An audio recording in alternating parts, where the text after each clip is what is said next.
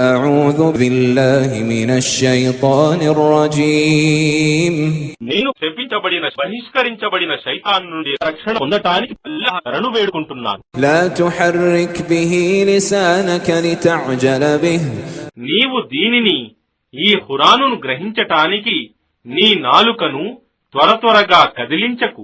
إن علينا جمعه وقرآنه నిశ్చయంగా దీనిని సేకరించటం మరియు దీనిని చదివించటం మా బాధ్యతే.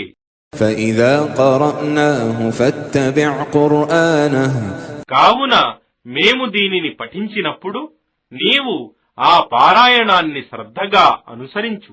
ثم إن علينا بيانه ఇక దాని భావాన్ని అర్థమయ్యేలా చేయటం మా బాధ్యతే.